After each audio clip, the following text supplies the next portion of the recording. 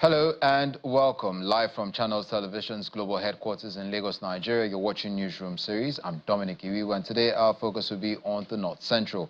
But before we get into that, let's have a look at our top stories making rounds at the moment. A mammoth crowd drawn from 23 local government areas have converged on Port Harcourt, the River State's capital, to welcome Governor Siminalayi Fubara and his deputy Ngozi Odu as they are expected to resume at the Government House today. The governor and his deputy are expected to take over the leadership of the state today, 6 months after President Bola Tinubu imposed emergency rule on the state. The huge crowd has grown steadily from as early as 7 a.m., stretching from the Government House to Abunema Wharf Junction along Aba Road, causing a complete standstill in vehicular movement.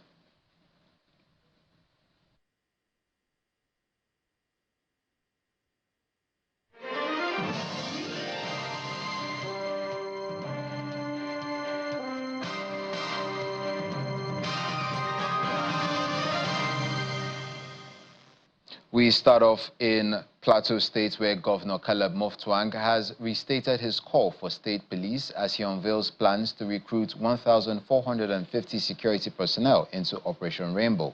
The governor made this announcement in Jos during the opening of the 2025-2026 legal year.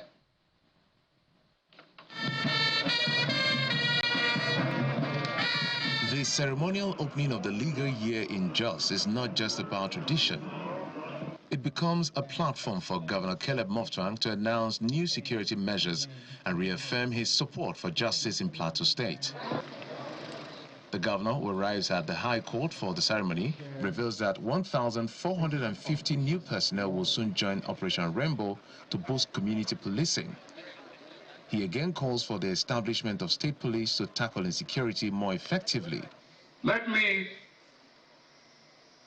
therefore use this opportunity to call on all of us to renew our commitment to the progress and development of Plateau State. Yes, the security challenge has looked us squarely in the face, and we've been doing the much we can. I use this occasion to reiterate my call for state police, which the learned Singh also mentioned. I believe that the time for the creation of state police is now. Earlier, the Plateau State Attorney General and Commissioner for Justice, Philemon Daffy, raises concern over the backlog of cases. Our projections for 2025 include, but they are not limited to this: expanding legal aid all over the states in 17 local governments, and to cover improving interagency collaboration. We hope to launch a digital case management system within the Ministry of Justice to improve monitoring, reduce delays, and enhance transparency. The chairman of the Nigerian Bar Association, Jos Branch, Leah Hassan, pledges the cooperation of lawyers with the bench to defend the rule of law and ensure speedy trials. There must be unwavering cooperation between the bar and the bench. While the judiciary dispenses justice, the bar plays a vital role in defending the rule of law, safeguarding human rights, and advancing the cause of justice in our society. The event, attended by senior government officials and members of the legal community, also features the cutting of a cake to usher in the new legal year. The Kogi state government is vowing to clamp down on youths aiding and abetting banditry in the state. Authorities say any youth caught collaborating with criminals will be treated as a terrorist. The State Security Advisor, Commander Jerry Omadara, retired, made this known during a visit to the palace of the Elegbe of Egbe, His Royal Highness Abiodun Agbana. He explains that intelligence reports reveal some youths in Okun land are using motorcycles to transport weapons and food supplies to bandits hiding in the forest. Between Akwa, Agbede, Agbadu, Oduabe, Ole, up to Ayetoro Kiri, we have major camps. Between Asawa to Abugi, going to Budam, and all other areas within Lokoja local government, we have camps. Now, the The bandits that relocated from Kaduna, Zamfara, and Kebbi, Katsina, occupies the virgin lands of Borno land mostly. I have not less than 6 to 7 open sons in my hand. They are connected to bandits, and we will treat them like bandits. We are saying this that the government is not sleeping. We have arrested from Yaba West. We will go after any youth that we will not allow to sleep. We will go after any one of you that will not allow our people to go to farm. Large amounts of cash and a sharp knife have been recovered from street beggars evacuated in Ilorin as the Kwara State government intensifies its crackdown on destitute persons. The Ministry of Social Welfare, working with the Nigerian Correctional Service, evacuated about 40 beggars during an operation at Tanke Tipa Garage, Offa Garage, and the Geri Alimi Diamond Underpass in the state's capital.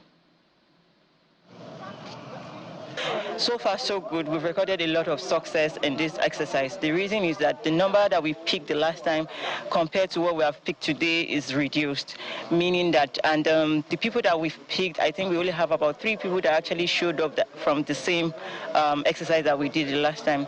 So this is showing that, number one, there's reduction of the street beggars outside in the Lorry metropolis, and secondly, that we can actually come out to do this job anytime.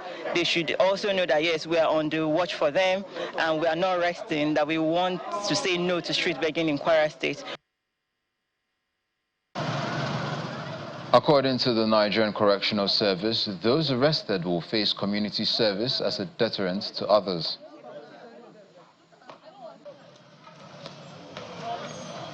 Nigerian Correctional Service has been partnering with the Ministry of Social Development and the state government. We have mandates from our Controller General to synergize with the Ministry of Social Development. So that has been part of our mandates. You know, we are Correctional Service, and what we see, what has been our goal is to ensure that apart from keeping people within the custody in the prison, we should, as a matter of fact, try to restore harmony. That has been part of our mandate. Governor Hyacinth Alia of Benue State warns that his government will prosecute fertilizer vendors who defrauded farmers and the state by supplying fake products. The governor made this known at the launch of the 2025 all-year farming activities, where he flagged off the sale of more than 9,000 metric tons of fertilizer worth over 16 billion naira. A truckload of locally blended NPK and urea fertilizer arrives at the production plant in the Makurdi industrial layout. The warehouse is full and distribution is set to begin at a 50% subsidized rate. Farmers and residents gather for the flag-off ceremony. Governor Hyacinth Alia procures more than 9,000 metric tons of fertilizer to be sold at 22,500 naira per bag. The Commissioner for Agriculture and Food Security in Benue State, Benjamin Ashava, explains that all payments will be made through point-of-sales machines to prevent fraud. NPK and SSC fertilizers will be sold to farmers at 22,500 kg per bag. All fertilizer process will now be conducted exclusively through cashless process, utilizing POS terminals at authorized distribution centers across the state. The Tor lobby praises the governor for restoring peace, which now allows farmers to return to their fields. I wanted to let you know that, and finally about issue of security. You brought the president here, you brought the chief of the first staff, you brought the secretaries, and the president was here. And the promise that I was the one who spoke for the chief. I spoke for the chief. They promised us something. Security has actually reduced in the villages. Farmers are applauding. The governor warns vendors against defrauding farmers and vows to prosecute those found guilty, recalling similar incidents in 2024. Last year, a few people supplied genuine fertilizers, quite a number. It took the state, took farmers. The system is going to fix them.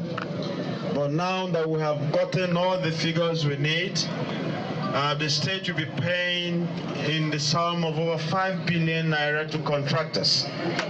So between now and the end of next month, I'm very confident that those who supplied, and because of the disenchantments that came in the pipelines, will take charge of everything, will take care of everything, and then all their monies will be paid between now, between the end of this month and the end of October. So all of them will be paid.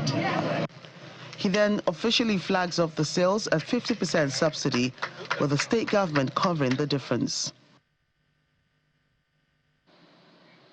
Niger State athletes are making headlines after a brilliant performance at the 9th National Youth Games in Asaba, Delta State.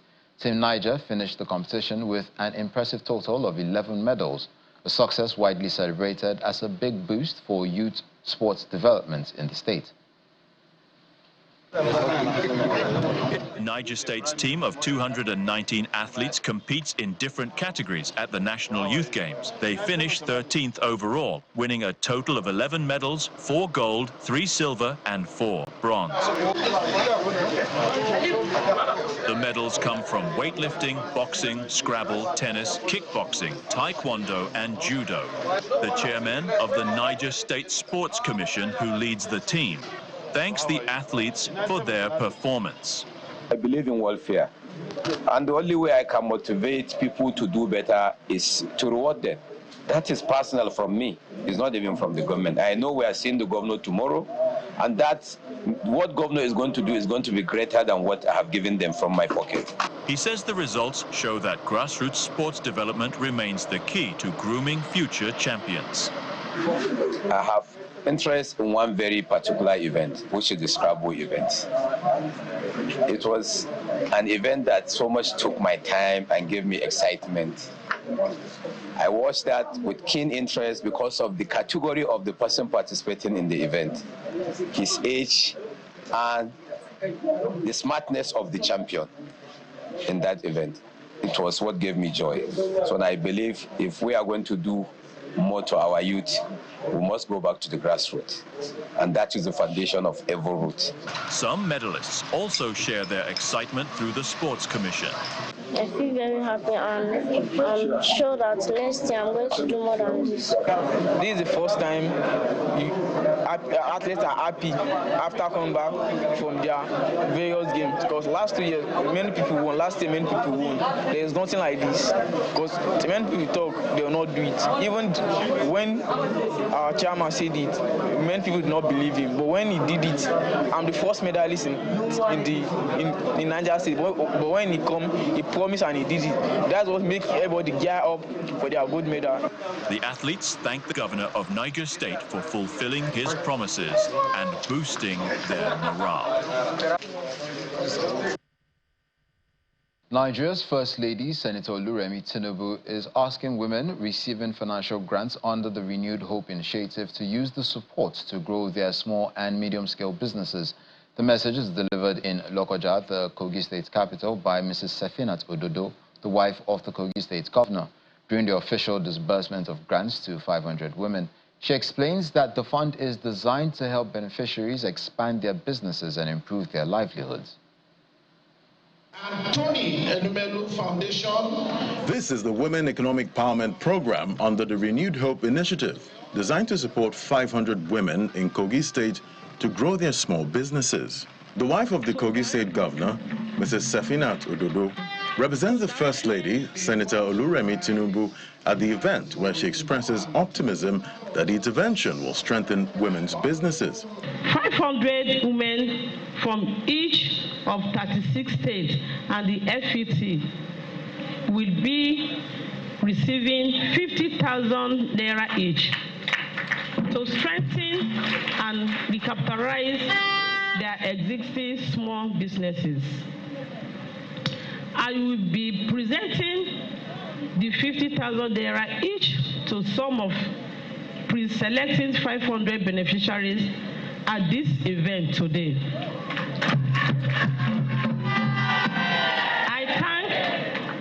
I thank Tony Erumeri Foundation once again for the support.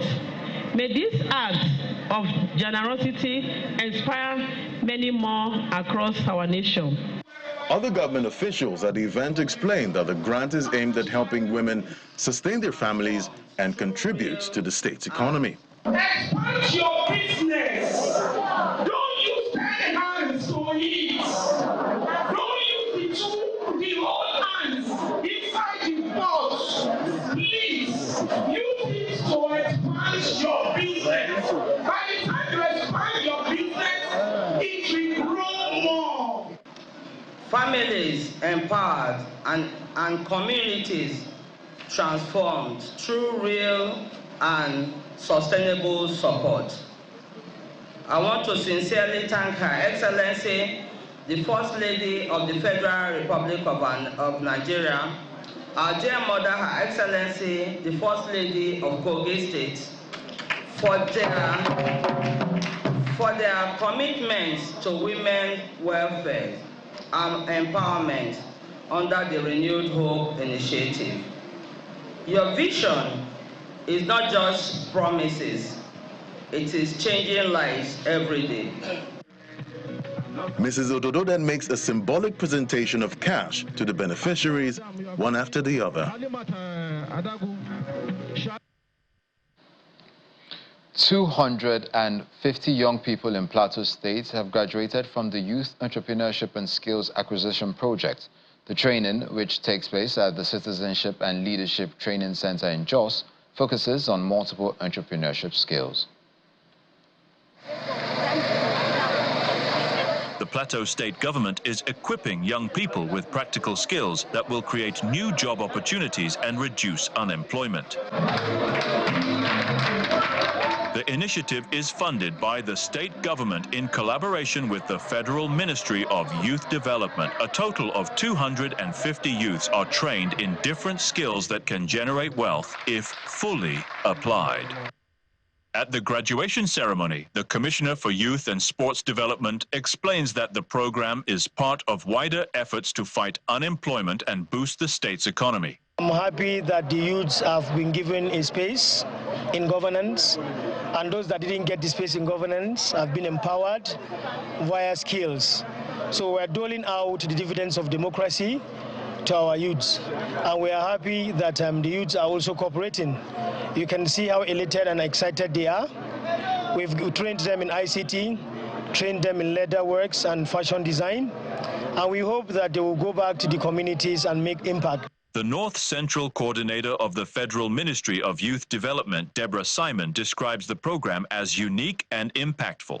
The government did something that I'm so happy about. They inscribed the program on their own starter packs. At least that alone, maybe you could help them to deter some of them from just going out and giving out at a giveaway price and to waste the money. So M&E will help us to ensure that there is a follow-up. Then secondly, if we follow up and distinguish talents, we can upskill them. We pick among these train again and give them additional knowledge. And before we realize it, they would have joined internationally to make production, not only for the states, but for the nation. For many beneficiaries, the training is a life-changing experience. This program is very important because when I came in, I cannot even match the machine. But with the program, I learned how to match the machine, and I even sew a cloth for myself, which we are going to display later on as a fashion designer.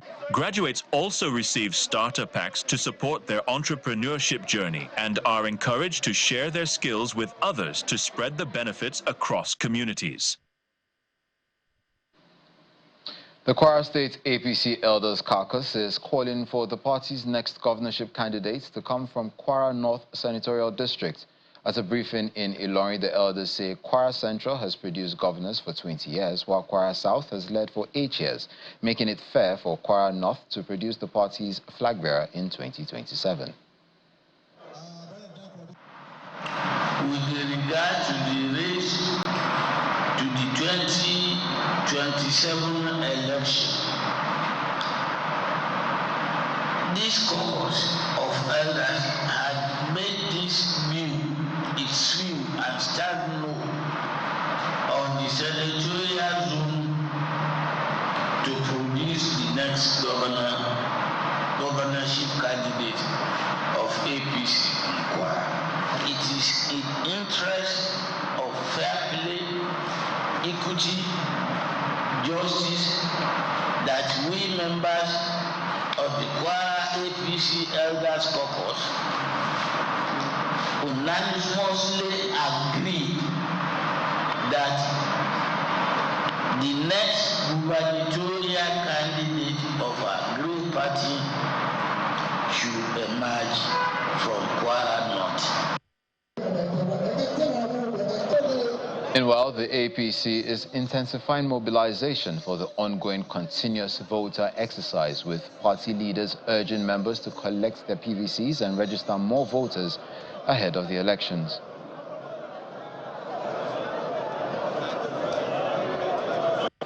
As a party, our government has done so much to enable us to ask Kwarans to enlist as voters to sustain the gains. For us in Kwara State, voters registration is not just a routine civic duty. It is the foundation upon which we will consolidate the resounding winning streak of the APC in Kwara and across Nigeria.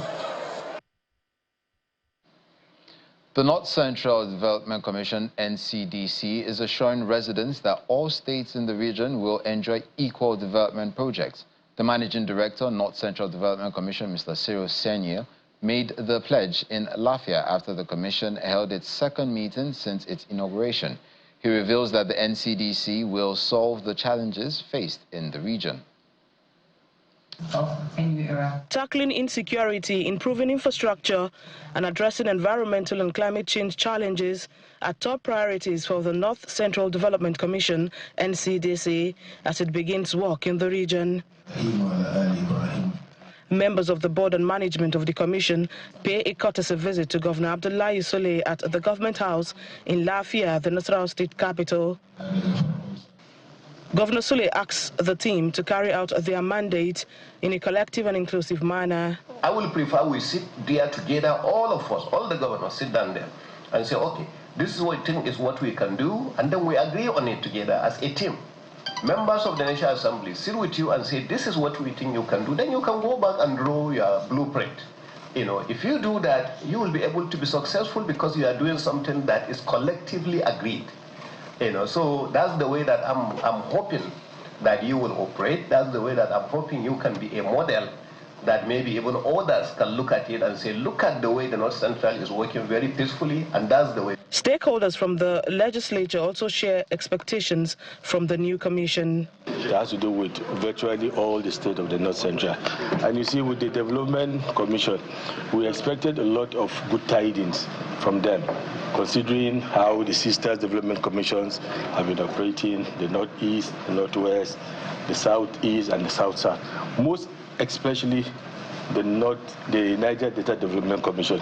Governor Sude leads the delegation to a building donated by the state government for the commission's takeoff. He then formally hands over the keys to the chairman of the commission. The managing director of the NCDC, Cyril Senior, assures that projects will be fairly distributed across all states in the region. In delivering our mandate, the North Central Development Commission will not be a competitor or duplicate projects being implemented by the federal or the state or local government. Our focus is to carry out projects that fill the existing development gaps in the region. With representation from states across the North Central region and beyond, the Commission pledges to complement government efforts at every level and drive sustainable development in the region. Halima Agayam, Channels Television News. And that's where we drop the anchor on this edition of Newsroom Series. I'm Dominic Iwiwu. Enjoy the rest of your afternoon.